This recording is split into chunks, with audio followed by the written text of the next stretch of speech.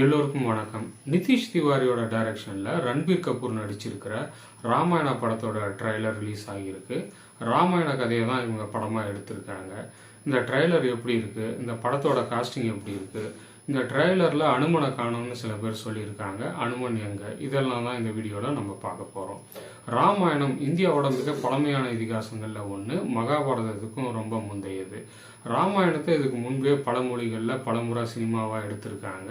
தமிழ் இல்லைனாலும் தெலுங்கு, கன்னடம், ஹிந்தி போன்ற மொழிகளில் பல்வேறு காலகட்டங்களில் ராமாயணம் தொடர்ந்து படமாக எடுக்கப்பட்டுட்டே தான் இருக்குது.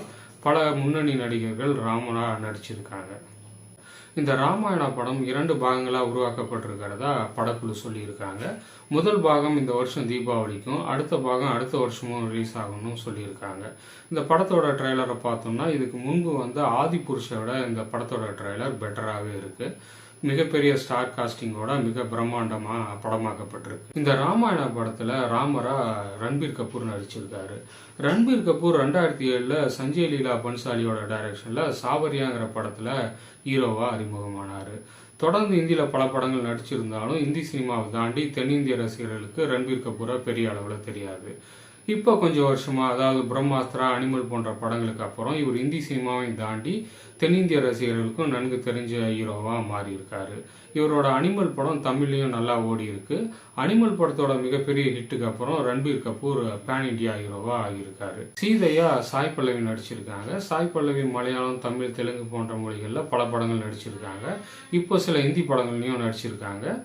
சாய் பல்லவி சீதை கேரக்டருக்கு செட் ஆகலன்னு சொல்லி நார்த் இந்தியாவில் விமர்சனங்களும் எழுந்திருக்கு.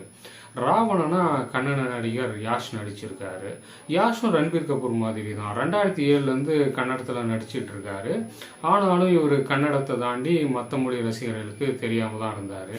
கேஜிஎஃபோட வெற்றிக்கு அப்புறம் இவர் இந்தியா முழுக்க தெரிய வந்திருக்காரு. யாஷ்க்கு இப்போ இந்தியா முழுக்க பெரிய ரசிகர் கூட்டம் இருக்கு. யாஷும் இப்போ ஒரு பெரிய பேன் இண்டியா ஹீரோ. இவங்க மட்டும் இல்லாம மண்டோதரியா காஜல் அகர்வால், சூர்பனகையா ரகுல் பிரீத் சிங், அனுமனா சன்னி தியோல் போன்றவங்க நடிச்சிருக்காங்க. மிகப்பெரிய ஸ்டார் காஸ்டிங்கோட இந்த படம் தயாராயிருக்கு. இந்த ட்ரெய்லரை பார்த்தவங்கள சில பேர் இந்த ட்ரெய்லர்ல அனுமனை காணும், அனுமன் எங்கன்னு கேட்டிருக்காங்க.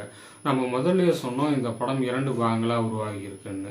அப்படின்னா ராமாயணம் 2 பாகங்களா பிரிக்கப்பட்டிருக்கு. முதல் பாகம் எந்த இடத்துல முடியும்னும் 2ஆம் பாகம் எந்த இடத்துல தொடங்கணும் நமக்கு தெரியாது. ராமாயணம் மொத்தம் 7 காண்டங்களை உடையது. இந்த ட்ரெய்லரை பார்க்கும்போது ராமாயணத்தோட முதல் 3 காண்டங்களான பாலகாண்டம், அயோத்தியா காண்டம், ஆரண்ய காண்டத்தை உள்ளடக்கியதா இந்த முதல் பாகம் இருக்குன்னு தெரியுது. ராவணன் யாரு, ராவணன் எப்படி இலங்கைக்கு மன்னனானா? ராவணனால பாதிக்கப்பட்டவங்க கடவுள் விஷ்ணு கிட்ட போய் முறையிடுறாங்க. கடவுள் விஷ்ணு ராவணனை அழிக்க மனிதனா அவதாரம் எடுக்கிறதா சொல்றாரு.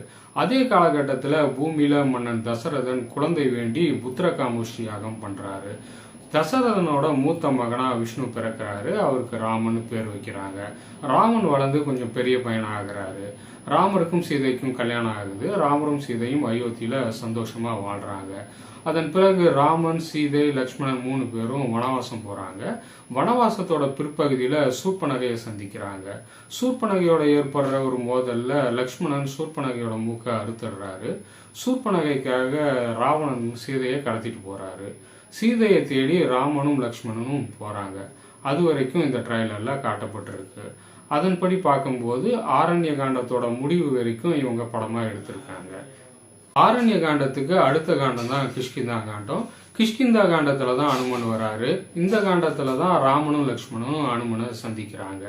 அதனால அனுமன் வரக்கூடிய பகுதி அடுத்த பாகத்துல தான் இருக்கும். அனுமனை மட்டும் இல்ல, வாலி, சுக்ரீவன், அங்கதன் போன்ற வானர இனத்தை சேர்ந்த யாரையுமே இந்த ட்ரெய்லர்ல காண்பிக்கல. அனுமனா இந்தி நடிகர் சன்னி தியோல் நடிச்சிருக்கிறதா சொல்லியிருக்காங்க. சன்னி தியோல் 90s இந்தி சினிமாவோட மிகப்பெரிய ஆக்ஷன் ஹீரோ. அதோட இந்தி சினிமாவோட முன்னாள் சூப்பர் ஸ்டார் தர்மேந்திராவோட மகன்.